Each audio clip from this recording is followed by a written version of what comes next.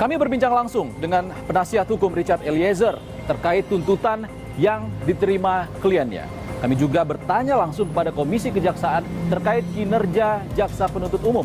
Benarkah tuntutan yang disematkan oleh jaksa sudah memenuhi rasa keadilan? Temukan jawabannya di 60 menit Special Report Membuka Mata, Mengungkap Fenomena. Saudara, pasangan terdakwa kasus pembunuhan Brigadir Yosua sudah menjalani sidang tuntutan. Verdi Sambo dituntut hukuman penjara seumur hidup, sementara sang istri Putri Chandrawati hanya dituntut 8 tahun penjara. Tuntutan 8 tahun yang disematkan kepada Putri Chandrawati pun menuai protes. Pasalnya, Putri dinilai tak hanya mengetahui rencana pembunuhan Yosua, namun juga menjadi pemicu pembunuhan itu. Dengan kelicikan mulutnya dia memutar-mutar semua fitnahan buat anak saya yang sudah dirampas nyawanya. Putri bukan manusia, manusia tidak manusia, betina yang bukan manusia, yang tidak memiliki hati.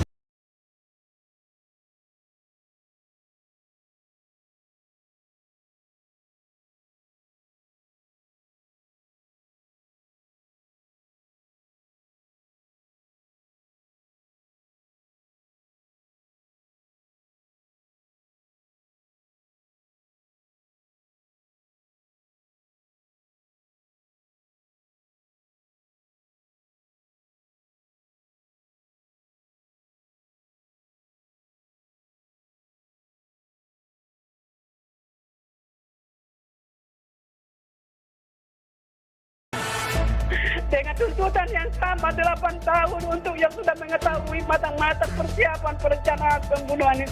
Jadi betul-betul tidak adil buat kami, orang tua rakyat yang kecil ini di tuntutan ini. Mohon Bapak Hakim, tolong kami, berikan kami keadilan. Berikan keputusan semaksimal mungkin buat Putri yang mengetahui semua perencanaan pembunuhan ini.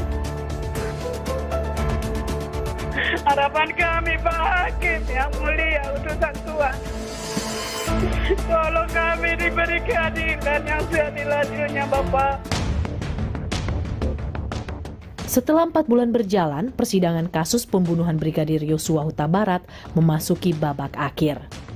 Pertengahan pekan lalu, jaksa penuntut umum membacakan tuntutan terhadap Putri Chandrawati yang disambut sorakan pengunjung sidang. Berdasarkan uraian-uraian tersebut di atas, maka kami penuntut umum dalam perkara ini menuntut supaya Majelis Hakim Pengadilan Negeri Jakarta Selatan yang memeriksa dan mengadili perkara ini memutuskan: 1. Menyatakan terdakwa Putri Chandrawati terbukti bersalah melakukan tindak pidana turut serta melakukan pembunuhan yang direncanakan terlebih dahulu sebagaimana diatur dan diancam pidana dalam dakwaan primer 340 Junto pasal 55 ayat 1 ke 1 KUHP. 2. Menjatuhkan pidana terhadap terdakwa Putri Chandrawati dengan pidana penjara selama 8 tahun, dipotong masa tahanan dengan perintah terdakwa tetap ditahan. Menanggapi polemik yang muncul di publik, Jaksa Agung Muda Tindak Pidana Umum menegaskan, tuntutan 8 tahun dari jaksa telah sesuai dengan peran Putri Chandrawati. Kenapa PC 8 tahun? PC ini Pak sama dengan KW, ya, dalam arti peran aktifnya dalam hukum pidana ada peran aktif. Dia itu tidak melakukan sesuatu, ya, dan dia ada di kamar ketika itu. Ini fakta persidangan loh ya. Tapi dia mengetahui ada perencanaan pembunuhan. Sehingga kita jerat dengan 340. Dari mana dia mengetahui perencanaan pembunuhan? Dari fakta yang diungkap dari persidangan itu ada peran dia mengetahui. Tapi dia tidak berbuat.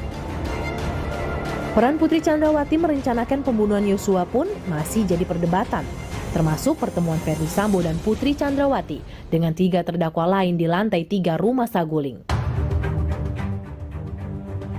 Riki Rizal mengatakan tidak ada Bu Putri di lantai 3. Tidak ada Bu Putri saat pertemuan antara Verdi Sambo dengan Riki Rizal. Keterangan mana yang Anda sebut berkesesuaian tersebut? Keterangan Richard yang berdiri sendiri yang kemudian dikonstruksikan seolah-olah ada perencanaan pada saat itu. Oke. Bu Putri ada di kamar, dia tidak tahu apa-apa tentang pembicaraan dengan klien. Silakan. Jadi kita lihat aja, kalau menjawab pertanyaan dari rekan Febri ya sudah hadirkan sajalah CCTV-nya kan. Nanti CCTV-nya kemana? mana? Kan tidak ada. Hilang. Kan kita sudah sampai lihat ke lokasi, ngeliat CCTV, kok ini rumah besar ada setiap sudut CCTV. Kenapa CCTV-nya tidak pernah dimunculkan? Anda tanya ke penyidik. Sementara itu hingga kini motif pembunuhan Yosua masih jadi tanda tanya besar. Pasalnya dalam pembacaan tuntutan, jaksa mematahkan motif pelecehan seksual yang kerap dilontarkan Putri Chandrawati. Bahwa dalam keterangan ahli kriminologi Dr. Muhammad Mustafa dalam perkara akuo kekerasan seksual atau pemerkosaan bukan sebagai motif atau latar belakang yang mendahului. Adanya kemarahan pelaku terhadap peristiwa yang terjadi di Magelang adalah tidak jelas dikarenakan oleh peristiwa apa.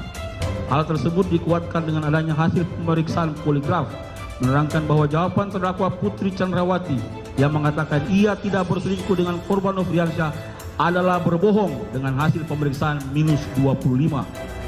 Namun apabila kekerasan seksual atau pemerkosaan bukan sebagai peristiwa yang sebenarnya, maka menjadi petunjuk kuat bahwa peristiwa kekerasan seksual atau pemerkosaan merupakan bagian dari skenario yang dibuat oleh terdakwa Putri Chandrawati untuk menutupi peristiwa yang sebenarnya terjadi. Dalam program Satu Meja Kompas TV, peran Putri Chandrawati sebagai pemicu pembunuhan Yosua di Duren 3 masih dipertanyakan. Apa sih konsep pembelaan dari para terdakwa ini? Pemerkosaan, betul? Mengapa Verdi Sambo marah dan bisa membuat suatu skenario pembunuhan berencana? Karena diinformasikan ada pemerkosaan, kan? Oke. Nah, jaksa penuntut umum ya meyakini hal yang lain. Perselingkuhan. Maka dari itu kita bisa tarik kesimpulan. Siapa pemicunya? Siapa pangkal penyebab permasalahan ini? Menurut Anda siapa? Kalau dari kesimpulan jaksa penuntut umum, seharusnya semua akar dari permasalahan ini adalah akibat dari terdakwa Putri Chandrawati. Dari fakta sidang, justru sebenarnya menurut kami, Bu Putri adalah korban dari dugaan kekerasan seksual dan kemudian dia menjalankan kewajiban dan sekaligus haknya secara moral untuk menyampaikan. Tapi kekerasan seksualnya udah nggak ada kan? Untuk menyampaikan pada suaminya apa yang terjadi di Magelang. Tadi kalau jaksa kan mengatakan tidak ada kekerasan seksual adalah perselingkuhan sebetulnya. Saya mau tanya balik, apakah yang disampaikan jaksa itu pasti benar?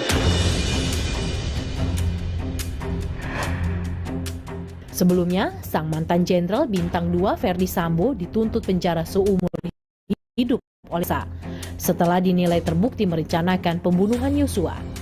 Menjatuhkan pidana terhadap terdakwa dengan pidana seumur hidup.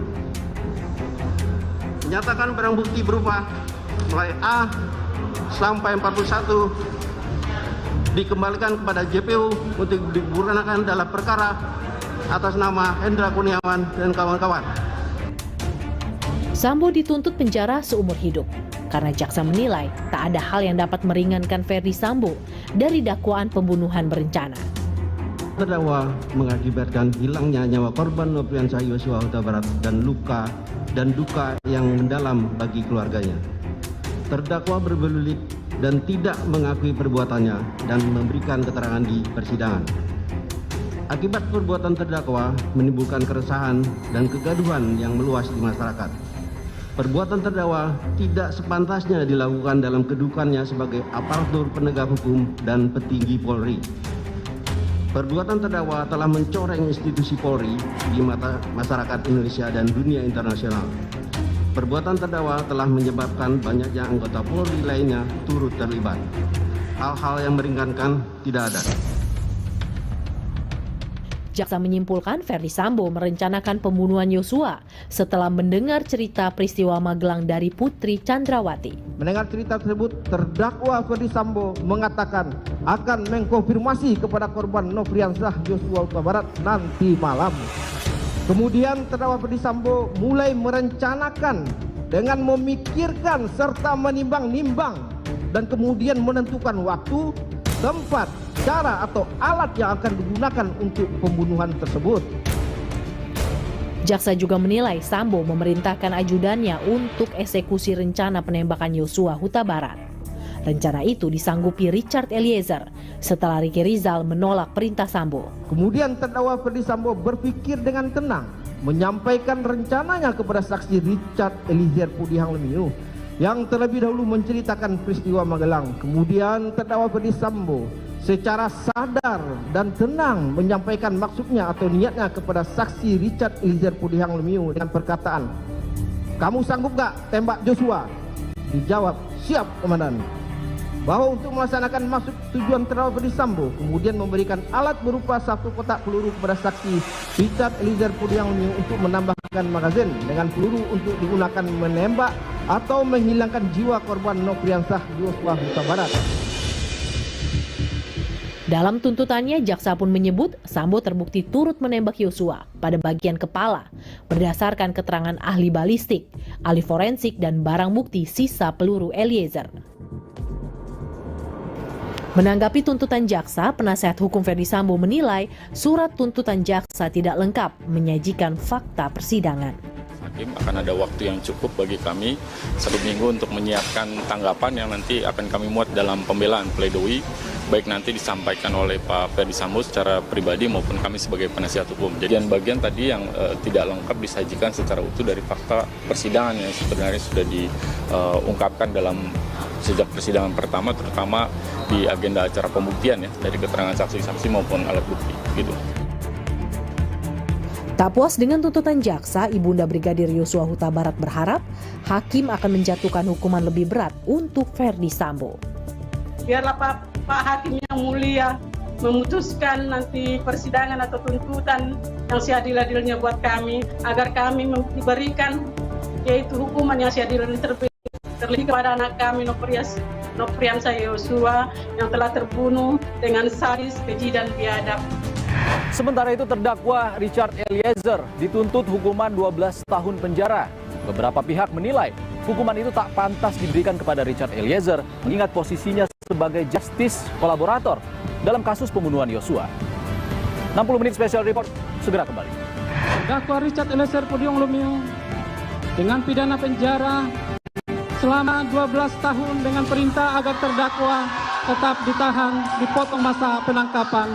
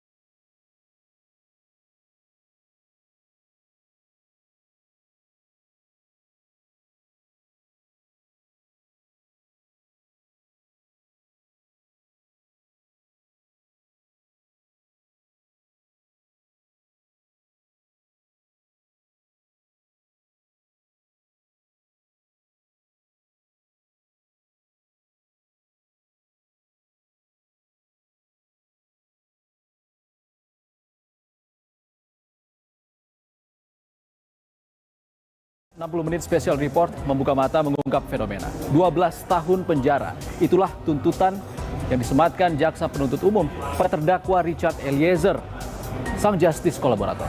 Tuntutan ini pun mengejutkan banyak pihak, mengingat peran besar Eliezer mengungkap kasus pembunuhan Yosua. Namun, JPU menilai Eliezer bersalah sebagai eksekutor yang merenggut nyawa Yosua.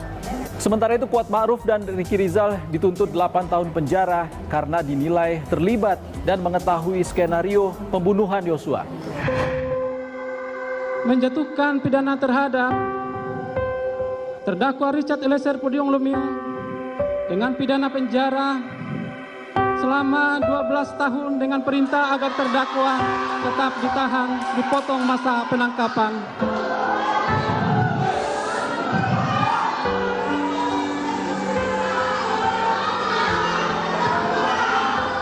Mohon kepada para pengunjung untuk tetap tenang.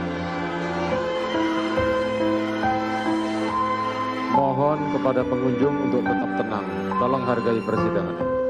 Berdasarkan surat penetapan Pengadilan Negeri Jambi nomor 3636 tanggal 26 Juli 2002 dikembalikan kepada yang berhak yaitu saksi Pera Marita Simajuntak.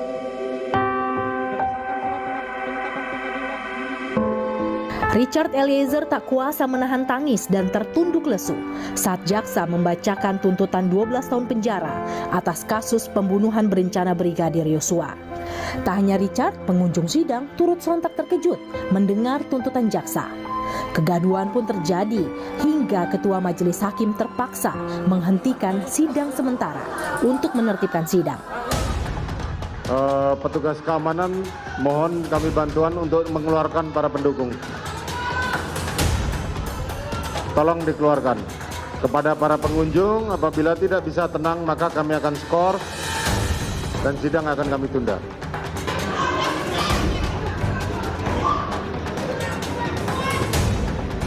Baik, silakan dilanjutkan. Sidang skor kami cabut, sidang dinyatakan dibuka dan terbuka untuk umum. Dalam persidangan Rabu lalu, jaksa penuntut umum menilai Eliezer telah melanggar pasal 340 KUHP jungto pasal 55 ayat 1 ke 1 KUHP dengan bertindak sebagai eksekutor merampas nyawa Yosua. Terdakwa merupakan eksekutor yang mengakibatkan hilangnya nyawa korban Nofriansah Yosua Huta Barat. Perbuatan terdakwa telah menimbulkan duka mendalam bagi keluarga korban. Akibat perbuatan terdakwa menimbulkan keresahan, kegaduhan yang meluas di masyarakat. Namun jaksa juga menilai tindakan Eliezer yang bekerja sama membongkar tindak pidana kejahatan sebagai justice kolaborator serta bersikap kooperatif selama penyidikan menjadi poin meringankan hukuman. Apalagi keluarga korban pun telah memaafkan Eliezer. Hal-hal yang meringankan. Terdakwa merupakan saksi pelaku yang bekerja sama untuk membongkar kejahatan ini.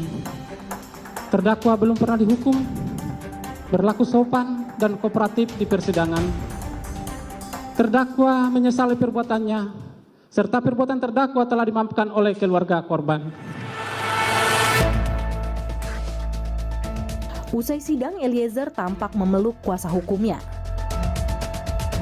Kita semangat ya, Cat. Seumur anak saya, Cat.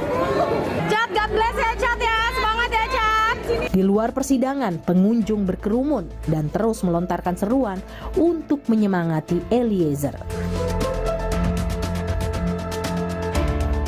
Penasihat hukum Eliezer menyatakan keberatan dan menilai jaksa tidak melihat Eliezer yang berstatus justice kolaborator.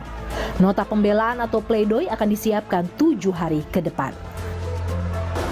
Status dia sebagai GC tidak diperhatikan, tidak dilihat oleh jaksa penuntut umum, bahwa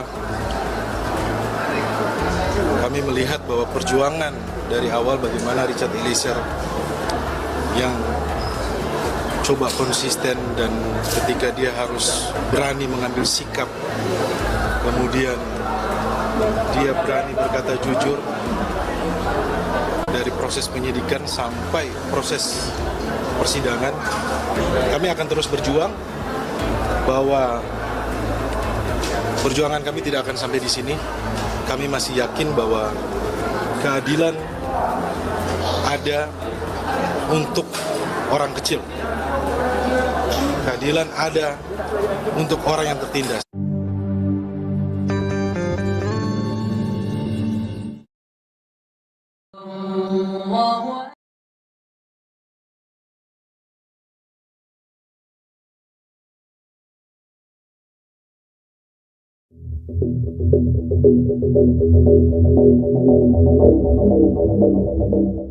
Delapan tahun dikurangi selama terdakwa menjalani tahanan sementara dengan perintah terdakwa tetap ditahan. 8 tahun dikurangi masa penangkapan dan menjalani tahanan sementara. Penjara selama 8 tahun dipotong masa tahanan dengan perintah terdakwa tetap ditahan. 3. Dengan pidana penjara selama 12 tahun dengan perintah agar terdakwa tetap ditahan, dipotong masa penangkapan. Menjatuhkan pidana terhadap terdakwa dengan pidana seumur hidup.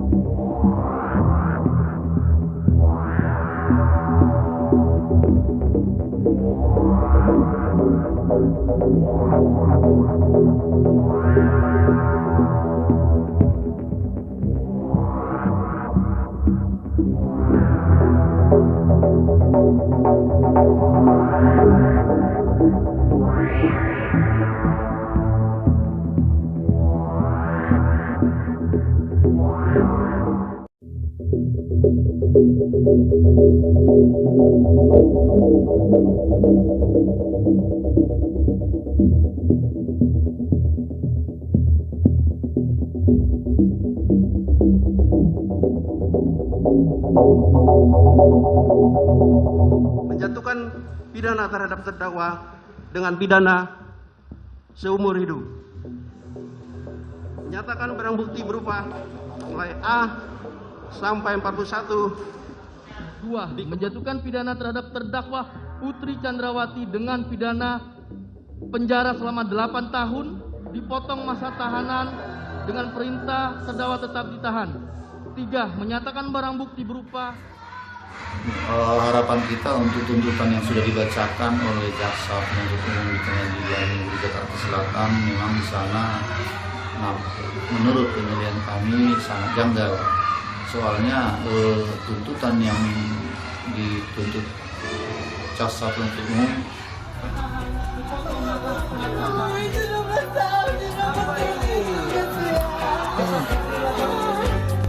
Keluarga besar Richard Eliezer pun terkejut dan mengaku kecewa atas tuntutan 12 tahun penjara setelah kejujuran dan keterangan yang diberikan sang justice kolaborator. Paman Eliezer, Roy Pudihang, berharap hakim akan bersikap adil. Keluarga juga merasa terkejut dan terpukul dengan hukuman yang dijatuhkan 12 tahun. Kami cuma berharap kiranya Richard Eliezer tetap kuat, dan kedua dia dapat tidak goncang dengan hukuman yang ada sekarang. Tapi kami yakin kebenaran pasti akan berlaku untuk anak kami Richard Eliezer, dan kedua kami juga memohon kepada Pak Hakim akan memberikan hukum yang seadil-adilnya kepada Richard Eliezer. Lembaga Perlindungan Saksi dan Korban LPSK menyesalkan tuntutan 12 tahun penjara bagi Richard Eliezer. Rekomendasi LPSK untuk keringanan hukuman sebagai penghargaan justice kolaborator tidak diperhatikan jaksa. LPSK berharap putusan hakim untuk Richard Eliezer lebih adil. Ini intinya menyesalkan, menyayangkan sekali tuntutan JPU terhadap Richard Eliezer 12 tahun. di luar harapan kami ya, karena harapan kami Richard kan sudah kami tetapkan sebagai JC, Justice Kolaborator, dan dia sudah menunjukkan komitmennya, menunjukkan konsistensinya untuk mengungkap kejahatan ini secara terang benderang. Bahkan kalau tidak ada pernyataan dan keterangan dari Richard, pengakuan dari Richard, kasus ini juga nggak akan terbuka ya, bahwa kasus ini adalah sebuah kejahatan tindak pidana pembunuhan. Semoga kami berharap putusan hakim, majelis hakim akan seadil-adilnya buat Richard. Ahli hukum pidana Albert Aris juga menyayangkan tuntutan jaksa penuntut umum yang ditujukan kepada Richard Eliezer. Menurutnya, Eliezer berhak mendapat keringanan pidana atas statusnya sebagai justice kolaborator. Publik melihat adanya kekecewaan. Kekecewaan itu muncul ketika seorang justice kolaborator itu dituntut ternyata lebih berat daripada terdakwa yang lainnya. Padahal penjelasan pasal 10A Undang-Undang 31 tahun 2012 menyatakan bahwa saksi pelaku dalam hal ini Richard Eliezer selaku justice collaborator itu berhak mendapatkan keringanan penjatuhan pidana. Kita tahu memang hakim tidak terpaku dan tidak terikat pada tuntutan. Hakim itu hanya terikat pada dakwaan. Akan tetapi setidak-tidaknya kita melihat sore hari ini ada disparitas penuntutan antara pelaku penyertaan yang lainnya. Jaksa Agung Muda Tindak Pidana Umum Jampidum Kejaksaan Agung Fadil Zumhana meyakini tuntutan 12 tahun penjara terhadap Eliezer sudah berdasarkan pertimbangan matang. Jaksa menilai Eliezer tetap bertanggung jawab sebagai pelaku pembunuhan Yosua meski hanya mengikuti perintah Sambo. Bahwa 12 tahun ini sudah cukup bagi yang bersangkutan karena kami menarik ke atas ke Pak Freddy Sambo. Bahwa dia melekat di Freddy Sambo. Perintah ini di Pak Freddy Sambo memerintahkan yang bersangkutan, dia laksanakan perintah itu. Dia sebagai dadar, sebagai pelaku. Tapi ketika Richard Eliezer Pudiang Lumiu berani menghabisi nyawa orang lain dengan senjatanya atas perintah Pak Freddy Sambo ini, kami menganggap ini adalah suatu keberanian yang menimbulkan kematian bagi orang lain. Sementara pada persidangan tuntutan terdakwa Kuatmaruf dan Ricky Rizal yang digelar Senin lalu, jaksa menilai keduanya bersalah, terlibat rencana pembunuhan Yosua, serta ikut skenario tembak-menembak ciptaan Ferdy Sambo.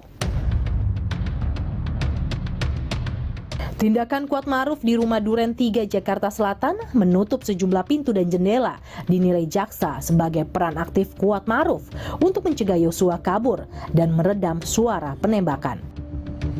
Bahwa benar yang bertugas yang hadir menutup pintu dan balkon di lantai 2 rumah Duren 3 46 adalah Diryanto alias Kodir sebagai asisten rumah tangga di rumah Duren 3 46 bukanlah tugas dari terdakwa Kuatmaruf, namun untuk mendukung pelaksanaan merampas nyawa korban Nofriansah Yosua Huta Barat. Terdakwa Kuatmaruf mengambil peran guna menutup akses jalan keluar dan meredam suara dalam rumah saat terjadi penembakan.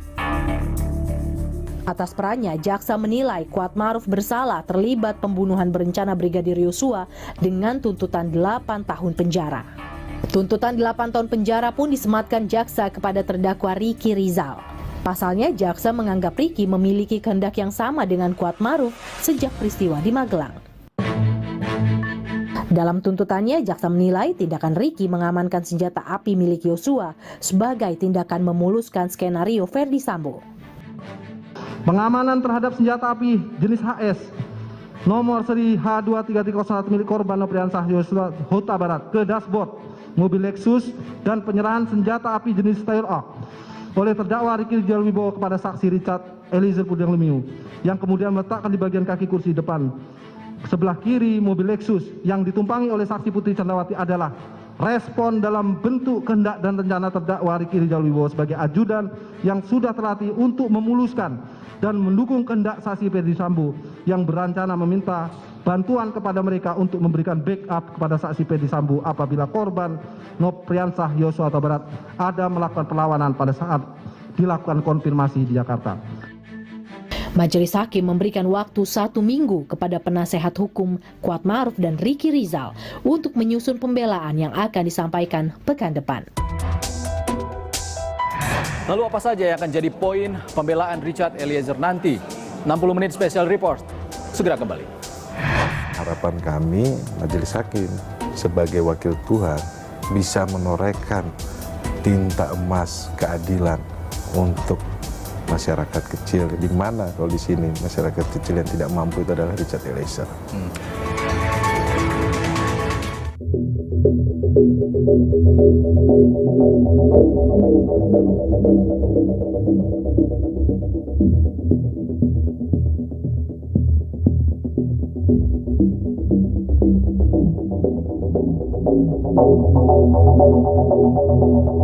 Menjatuhkan pidana terhadap terdakwa dengan pidana seumur hidup.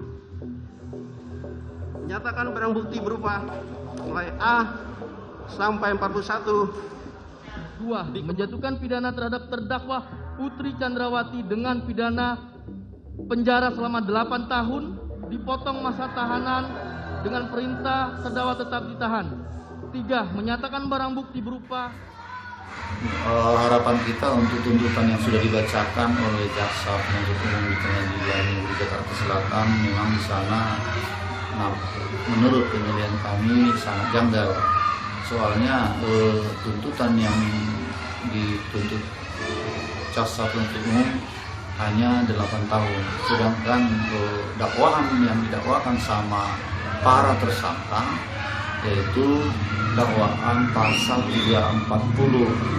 Di sana sudah tertera sebagai sanksi hukuman mati, seumur hidup dan hukuman 20 tahun penjara. Sedangkan kemarin kita sudah jelas mendengar bersama hasil dari pembacaan jaksa penuntut umum yang dituntut para terdakwa itu hanya 8 tahun. Apalagi si Putri Chandrawati itu kan dia termasuk salah satu aktor atas kehilangan nyawa anak kami. Dia mengetahui rencana-rencana pembunuhan ini, dan dari dialah asal dari semua permasalahan ini, melaporkan ke si Ferdi Sambo kejadian di Magelang yang tidak begitu cukup bukti bahwa dia diperkosa.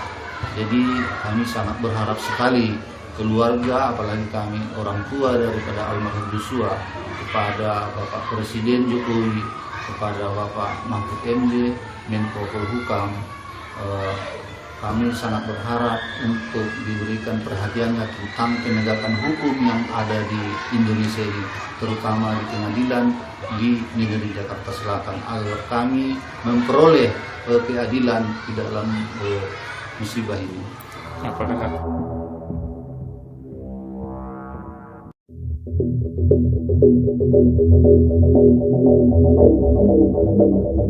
Dua, menjatuhkan pidana terhadap terdakwa Putri Chandrawati dengan pidana penjara selama 8 tahun, dipotong masa tahanan dengan perintah terdakwa tetap ditahan. 3. Menyatakan tuntutan hari ini, persidangan ini membuat saya sebagai ibu semakin hancur. Sudah dari mulai awal pembunuhan memang skenario pidana ini sangat luar biasa. Kejahatan yang luar biasa dilakukan Putri sama Ferdi Sambo. Begitu sangat menyakitkan kami. Istri saya ini maunya, dan kami keluarga itu kan menginginkan pasal 30, pasal 340 yang didakwakan jaksa penuntut umum hendaknya diterapkan kepada si Putri ini. Ternyata di penuntutan, di pembacaan kemarin dituntut hanya 8 tahun penjara, itu baru tuntutan. Jadi inilah yang sangat disayangkan istri saya, makanya dia menangis secara histeris. Artinya tangisan seorang ibu yang merasakan betapa sakitnya kehilangan seorang anak yang sangat disayangi, apalagi hilangnya ataupun matinya secara paksa dengan sadis. Itu masih ibu sekarang sakit itu, masih drop Pak ya? Mulai dari kemarin memang dia sangat berkurung diri. Terkait tuntutan terdakwa Ferdi Sambo, terdakwa Putri Chandrawati, terdakwa Kuat Ma'ruf, terdakwa Riki Rizal Wibowo, dan terdakwa Richard Eliezer Puding Lumiu, di berbagai media massa dan unggahan media sosial serta opini dan polemik yang berkembang di masyarakat. Pada pagi hari ini saya akan menyampaikan hal-hal yang penting terkait pertimbangan-pertimbangan yang logis, yuridis, dan akuntabel dapat dipertanggungjawabkan. Kenapa tuntutan dibacakan ada yang seumur hidup, ada yang 12 tahun, dan ada yang 8 tahun. Pertama, bahwa kami sangat menghargai berbagai komentar dan rasa empati terhadap korban, keluarga korban, dan para terdakwa yang selama ini berkembang di masyarakat, baik yang pro maupun kontra terhadap tuntutan dari penuntut umum yang telah dibacakan. Kemudian, penentuan tinggi rendahnya tuntutan yang diajukan terhadap para terdakwa mempertimbangkan berbagai persyaratan, baik itu mempertimbangkan dari sisi pelaku, dari sisi korban, dan peran masing-masing para terdakwa, termasuk latar belakang terdakwa, dan rasa keadilan yang berkembang di masyarakat juga kami pertimbangkan. Penilaian tuntutan bukan saja dilihat dari mens rea para terdakwa, tetapi bersama niat dan perbedaan peran masing-masing terdakwa yang terungkap di persidangan tentunya. Tentu menjadi pertimbangan yang matang dalam menuntut para terdakwa sebagaimana dibuktikan oleh teman-teman penuntut umum, yaitu pasal 340 KUHP junto pasal 55 ayat 1 KUHP ayat 1 ke 1 KUHP.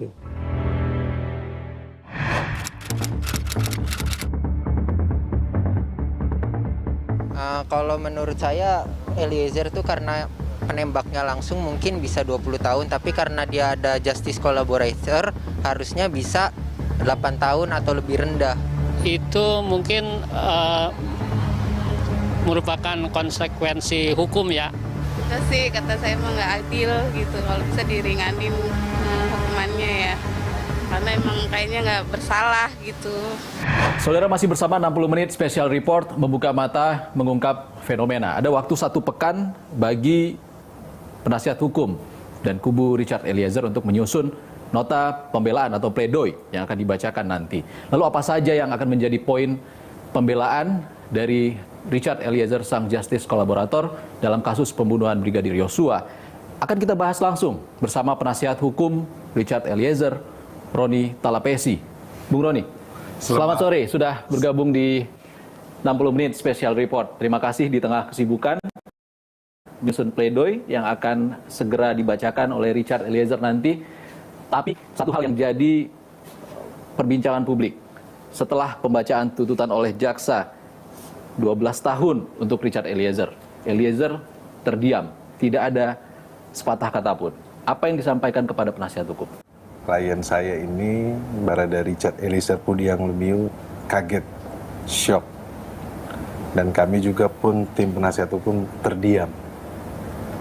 Jadi kami kaget dengan tuntutan karena sebelumnya kan di persidangan yang sama, di mana ada terdakwa lainnya, itu dituntut 8 tahun. Di mana tuntutan itu kami mengira bahwa tuntutannya tidak akan jauh dari 8 tahun. Kalau kaget artinya tidak sesuai harapan. Betul. Tuntutan 12 tahun ini. Tidak sesuai harapan karena apa? Richard Eliezer ini adalah justice collaborator. Pelaku yang bertobat, yang mau bekerja sama dengan aparat penegak hukum dari tingkat penyidikan, kemudian dalam tingkat persidangan, dia bekerja sama, dia kooperatif untuk membuka tabir kasus ini. Justice collaborator ini direkomendasikan oleh LPSK. Ya. Namun ada pernyataan dari pihak kejaksaan yang mengatakan Eliezer bukan penguak pertama kasus pembunuhan Yosua, tapi adalah laporan dari keluarga almarhum Yosua kepada polisi yang sebagai penguak pertamanya. Menurut Anda seperti apa? Iya, Bung Ihsan, saya pikir publik mengetahui ya bahwa awalnya adalah 1 bulan itu kasus itu kan tertutup. Kemudian ada laporan dari keluarga korban ketika awal kasus ya, ketika menerima jenazah almarhum Joshua, kemudian merasa janggal, kemudian mereka membuat laporan polisi, tetapi ada jeda waktu 1 bulan, di mana 1 bulan waktu tersebut kasus ini tidak terbuka. Kasus ini terbuka menjadi terang pasca Richard Eliezer mengaku apa yang terjadi tanggal 6 Agustus. Kalau kita berandai-andai jika Richard tidak membuka atau menguak kasus ini saat itu, apa yang akan terjadi? Ini akan menjadi polemik yang besar. Kemudian kalau kami melihat ini akan menjadi suatu kerugian buat negara ya. Karena menjadi pertanyaan besar ini kenapa tidak terbuka, kenapa tidak transparan. Sehingga kalau kita lihat, waktu itu kan Presiden sampai ngomong 4 kali. Ketika Presiden ngomong 4 kali, baru itu mulai kan bagaimana membentuk tim sus, kemudian mencari apa yang terjadi, mengumpulkan barang bukti. Dan ketika Richard Eliezer mengaku, baru terang nih kasus. Jadi pandangan kami adalah yang membuka kasus ini adalah Richard Eliezer. Keluarga yang melaporkan iya, tetapi Richard Eliezer yang membuka kasus ini. Kalau faktanya seperti itu, artinya ada pengabaian dari pihak jaksa atau seperti apa terkait status Eliezer ini? Iya Bung Ihsan, kan kalau kami melihat kemarin di tuntutannya kan pertimbangannya kan ada disampaikan juga mengenai status sebagai justice collaborator. Tetapi ketika kami melihat juga kemarin ada press conference dari Jampidum yang menyampaikan bahwa dia bukan yang penguak fakta, ini agak kontradiktif. Jadi menurut kami ya ini kita berbeda pandangan ya, sudut pandang dalam hal ini. Tetapi acuan kami adalah di fakta persidangan, di mana fakta persidangan tersebut itu semua keterangan Richard Eliezer digunakan oleh jaksa penuntut umum, sehingga kasus ini di persidangan juga terbuka kan dalam menggali keterangan-keterangan saksi-saksi yang hadir, bahwa masyarakat luas melihat bahwa Richard Eliezer jujur dan dia kooperatif, dan dia menjadi GC ini kan juga pun asesmennya prosesnya ketat. Kalau kita ingat, kita lihat lagi bahwa ada salah satu terdakwa yang mengajukan sebagai GC itu ditolak oleh LPSK. Salah satu terdakwa PC kan. Itu kan ditolak. Kemudian kan Richard Eliezer ini kan tahapannya kan ada asesmen, ada wawancara. Ketika diputuskan, ini kan amanat undang-undang. Kemarin Jampidum mengatakan ini bukan polemik terkait dengan tuntutan kepada Eliezer yang justru lebih tinggi daripada Putri Chandrawati. Ini hanya perbedaan sudut pandang yang mengatakan. Mungkin secara tersirat seharusnya publik menilai tuntutan kepada Eliezer ini dibandingkan dengan tuntutan kepada terdakwa Ferdi Sambo, bukan Putri Chandrawati. Iya, bagaimana? Ini kan terkait pandangan, kami juga pun berbeda terkait pandangan tersebut. Kalau disamakan sama Ferdi Sambo, ini berbeda pandangan kami. Karena apa? Ferdi Sambo didakwa dengan 2 dakwaan. Dakwaan pembunuhan berencana dan dakwaan obstruction of justice. Menurut kami ini adalah kumulatif. Tetapi dengan terdakwa yang lainnya, itu didakwa sama seperti Richard Eliezer, 338, 340. Mereka juga pun ada 340. Yang jadi pertanyaannya adalah, kenapa ketika didakwaannya sama 340, tuntutannya lebih rendah? Itu yang menjadi pertanyaan. Tapi kalau seandainya yang disampaikan bahwa ini membandingkan dengan FS, menurut kami kan berbeda, karena FS ini ada 2 perkara yang dijadikan satu. Kalau argumentasi dari kejaksaan adalah Eliezer atau Richard sebagai eksekutor langsung yang melakukan, sedangkan Putri Chandrawati dinilai hanya mengetahui, tidak merencanakan. Saya pikir fakta persidangan sudah terbuka ya, bahwa ada peristiwa di Saguling lantai 3, kemudian ada perpindahan dari Saguling ke Rumah Duren 3, kemudian terdakwa yang lain perannya, di mana kalau menurut pandangan kami mereka aktif. Karena kalau fakta persidangan bahwa Richard Eliezer ini orang terakhir yang dipanggil. Ketika dia dipanggil, kemudian ditanyakan, kemudian diperintah, kemudian mereka pindah ke Rumah Duren 3, dia naik ke mobil, dia kan yang paling terakhir. Terdakwa yang lainnya sudah ada di dalam mobil. Kemudian peristiwa di Duren 3, ada terdakwa yang lain yang aktif menutup jendela, kemudian ada terdakwa yang lain yang memanggil almarhum. Jadi perannya sebenarnya sudah terlihat. Kemudian terdakwa PC, kalau di fakta persidangan kan sudah terungkap bahwa kamarnya tidak tertutup dari saksi-saksi yang sudah dihadirkan ya, bahwa kamarnya itu setengah terbuka. Dan Richard bukan pelaku utama. Faktanya kan seperti itu. Dia bukan intellectual dader. Kalau kita melihat bahwa jaksa menyampaikan bahwa dia dader, dia adalah pelaku, tetapi dia bukan intellectual dader. Di mana pelaku ini dia digerakkan oleh pelaku utama. Kalau kita melihat dia sebagai alat, kembali lagi ya kalau teori hukum sebagai alat, kemudian ada yang menyuruh Don Plegan, ketika dia sebagai alat, teori hukum Indonesia bahwa dia tidak bisa diminta pertanggungjawabannya. Kemarin Anda mengatakan hanya butuh waktu 1 pekan untuk menyusun nota pembelaan atau pledoi.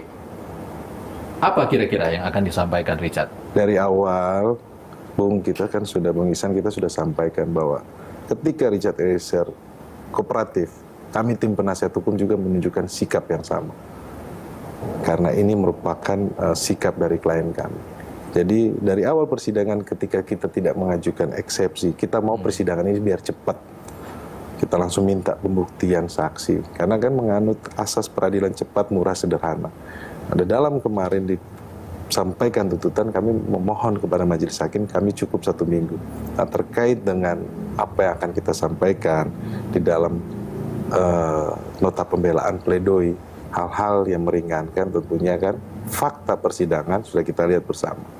Terkait dengan daya paksa sudah disampaikan oleh ahli dari jaksa penuntut umum. Terkait dengan alat yang tidak bisa diminta pertanggungjawabannya sudah dihadirkan oleh ahli dari jaksa penuntut umum. Itu belum dari kami. Kemudian ahli yang dari kami adalah, kemudian ahli psikolog juga menyampaikan bahwa Richard Eliezer ini patuh dan taat, tingkat kepatuhannya tinggi. Kemudian kalau ahli dari kami itu adalah ahli dari filsafat moral, Romo Magnis Suseno, menyampaikan terkait dengan dilema moral, terkait dengan kebingungan dia, suara hati yang dia tidak bisa memilih. Kemudian dari Mbak Lisa itu menyampaikan terkait dengan aspek psikolog bahwa tingkat kepatuhannya tinggi. Kemudian terkait dari Mas Reza Indragiri menyampaikan bahwa ada teori Milgram berada dalam satu ruangan kemudian memakai seragam. Itu simbol seragam. Jadi tingkat kepatuhannya tinggi. Dielaborasikan dengan ahli pidana kita Albert Aris terkait dengan perintah jabatan. Kalau itu dari fakta persidangan ataupun pernyataan ahli, artinya dari kubu Richard sendiri ada kejutan? Ya, tentunya nanti di dalam persidangan kita akan sampaikan hal-hal tersebut. Belum semuanya, Bung, yang kita sampaikan, tapi nanti kita lihat saja kejutannya. Prinsipnya adalah bahwa dalam hal ini kita akan mencari keadilan. Dan kita berharap banyak kepada majelis hakim. Saudara, gelombang kekecewaan pun muncul saat jaksa membacakan tuntutan untuk para terdakwa pembunuhan Brigadir Yosua. 60 menit special report. Segera kembali. Bahwa perbandingannya bukan pada pelaku yang lain, tetapi pada FS yang sudah dituntut seumur hidup, sehingga menurut perspektif penuntut umum, status justice kolaborator itu yang direkomendasikan LPSK diakomodasi dalam tuntutan.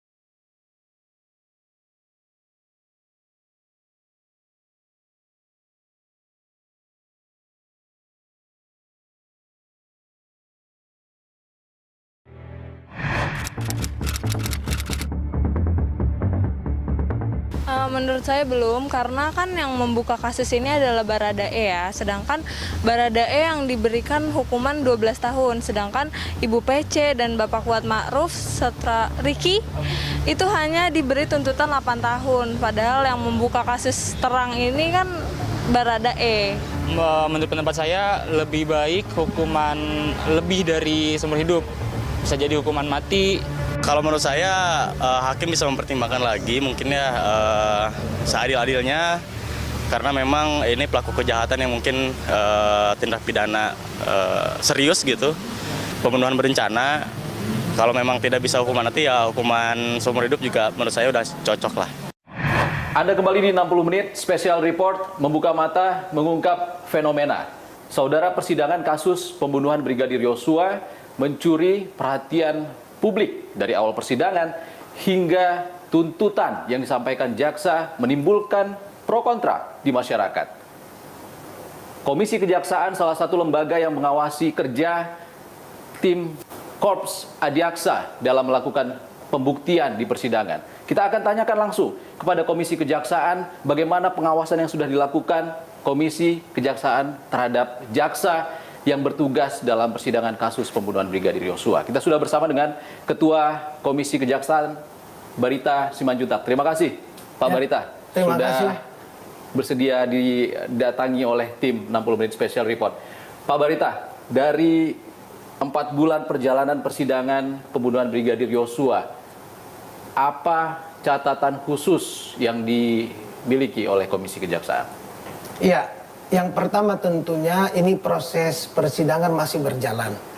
Jadi masih ada agenda-agenda selanjutnya. Namun perlu Bang Iksan kami sampaikan bahwa sejak pelimpahan kasus ini dari penyidik ke penuntut, kami melakukan pengawasan dan pemantauan sesuai tugas kewenangan komisi untuk memastikan hal-hal yang baik berjalan khususnya dalam tugas. Akhirnya sudah 4 bulan sidang berjalan, Komisi Kejaksaan menilai kerja jaksa di persidangan kasus pembunuhan Brigadir Yosua ini sesuai dengan koridor KUHP. Ya, tentu saja karena itu juga sidangnya terbuka. Setiap persidangan kami mendapatkan laporan informasi khusus dan kita lihat ketika dakwaan, ketika pemeriksaan saksi-saksi, keterangan ahli, kemudian juga alat-alat bukti, sampai pada tuntutan kemarin kami melihat bahwa jaksa bersungguh-sungguh, tidak asal-asalan bekerja, semua didasarkan pada fakta-fakta hukum yang dapat dipertanggungjawabkan, fakta persidangan, sehingga kami sampai saat ini dalam skop pengawasan tugas jaksa kami melihat itu dijalankan sesuai ketentuan dengan cara-cara yang profesional. Kalau sesuai dengan KUHP, namun terjadi pro kontra setelah 4 bulan berjalan, tuntutan disampaikan oleh jaksa. Masyarakat bertanya, kenapa tuntutan yang diberikan kepada salah satu terdakwa Richard Eliezer ini lebih tinggi daripada 3 terdakwa lain. Bahkan istri dari Ferdy Sambo, Putri Chandrawati, yang selama persidangan berjalan, fakta persidangan menunjukkan kalau dia adalah salah satu ataupun disebutkan terlibat rencana pembunuhan Yosua. Bagaimana? Ya, inilah harus kita lihat dari perspektif fakta persidangan secara utuh, ya, jadi komprehensif, ya, termasuk juga nanti tentu sampai putusan. Karena apa yang terjadi ini nanti akan dinilai, dipertimbangkan dan diputuskan oleh hakim. Namun sebagai catatan bahwa tugas jaksa itu membuktikan dakwaannya, lalu menuntut sesuai fakta persidangan. Nah, kemarin pada waktu Jaksa Agung Muda Bidang Tindak Pidana Umum memberikan penjelasan, saya kira itu sudah cukup clear bagaimana parameter, indikator yang dilakukan dalam melakukan penuntutan terhadap seseorang. Kenapa si A dituntut sekian, si B lalu kenapa berbeda, kenapa ada yang berat, kenapa ada yang ringan. Ini kan sebenarnya soal tuntutan strafmatnya. Tetapi fakta-fakta yang diangkat dalam tuntutan itu tentu berdasarkan apa yang bisa disaksikan oleh masyarakat selama persidangan. Saya kira ini perbedaan perspektif saja. Dan itu wajar, dan itulah hakikat pengadilan. Ya, tapi yang jadi pertanyaan publik itu, Pak Barita, kalau selama ini justice kolaborator itu identik dengan terdakwa yang akhirnya dituntut jauh lebih ringan dari pasal ataupun terdakwa lain yang terlibat dalam satu kasus itu. Namun ini pertama kali justice kolaborator justru lebih tinggi dari terdakwa lain. Bahkan orang yang disebut-sebut sebagai terlibat dalam rencana pembunuhan itu. Bagaimana? Ya, nah ini yang saya kira perlu juga kita luruskan, kita edukasi ya, untuk menjelaskan dan mendudukkan. Kami tidak mengintervensi soal tuntutannya, tapi rasanya karena komisi juga melihat ketentuan peraturan itu, sebenarnya soal justice kolaborator ini kan rekomendasi dari LPSK yang dimasukkan dalam tuntutan jaksa dan nanti hakim yang akan memutuskan. Jadi kalau rekomendasi LPSK sudah ada dan itu sudah diakomodir dalam tuntutan jaksa, ingat loh, pasal 40 itu Bang Iksan, ancaman hukumannya kan hukuman mati seumur hidup, penjara paling lama 20 tahun. Jadi yang diperbandingkan keringanan itu dari perspektif apa yang dijelaskan oleh Jaksa Agung Muda Tindak Pidana Umum kemarin adalah pertimbangan bahwa FS itu dituntut dengan seumur hidup, maka dengan rekomendasi dan pertimbangan fakta persidangan itu RE dituntut 12 tahun. Jadi perspektif itu yang perlu kita lihat, bahwa perbandingannya bukan pada pelaku yang lain tetapi pada ya FS yang sudah dituntut seumur hidup, sehingga menurut perspektif penuntut umum status justice kolaborator itu yang direkomendasikan LPSK diakomodasi dalam tuntutan. Berarti Anda menilai jaksa, perspektif jaksa adalah Eliezer sudah lebih ringan daripada Verdi Sambo. Betul sekali. Dan ingat, ini semua akan dipertimbangkan dan diputus oleh hakim. Kalau kita fokus ke tuntutan yang sudah diajukan jaksa ataupun yang dimohonkan jaksa kepada hakim terkait kasus pembunuhan Yosua, Komjak melihat perlu ada rekomendasi khusus. Nah, kita akan melihat dulu bagaimana persidangan ini dan putusan hakim. Sebab kan persidangan itu dari mulai dakwaan sampai putusan. Jadi ini harus dilihat komprehensif. Apabila dirasa perlu sesudah putusan, tentu kami bisa memberikan rekomendasi tentang hal-hal apa yang perlu dilakukan ke depan. Tapi kami baru bisa melakukan itu setelah putusan. Tapi tidak memasuki materi persidangan? Ya, tidak boleh, karena kan kekuasaan yudikatif itu dilakukan secara merdeka. Di situ ada dua. Ada hakim yang memimpin persidangan dan ada kekuasaan penuntutan yang tadi saya sebutkan oleh jaksa. Dua ini adalah alat negara. Hakim menjatuhkan putusan, jaksa memegang kekuasaan penuntutan. Kalau namanya kekuasaan yang diberikan undang-undang itu tentu tidak bisa diintervensi siapapun. Yang bisa mempengaruhinya adalah fakta-fakta hukum. Dan disitulah kadang beratnya. Artinya Komjak menilai sejauh ini tidak ada intervensi kepada jaksa kasus pembunuhan Yosua. Ya, karena apa? Karena tadi secara normatif merdeka. Tidak ada intervensi dari siapapun? Tidak ada intervensi dari siapapun. Karena kami lihat sangat logis dan rasional alasan yang disampaikan dan fakta persidangan dalam proses persidangan. Termasuk tuntutannya juga sudah logis menurut Komisi Kejaksaan? Ya, tadi kan saya katakan, Mas, kalau soal tuntutan itu sepenuhnya kewenangan. Mereka memiliki pedoman, parameter ukuran yang jelas, dialog, diskusi yang intensif. Kami memastikan tidak boleh ada intervensi. Tak terasa 60 menit kami sudah membuka mata dan mengungkap fenomena dengan liputan yang kami sajikan untuk Anda. Saya, Ihsan Sitorus, undur diri. Sehat selalu. Sampai jumpa. Selama 12 tahun dengan perintah berdasarkan surat penetapan pengadilan negeri. Kita semangat jajan, sebelum anak saya, Jajan.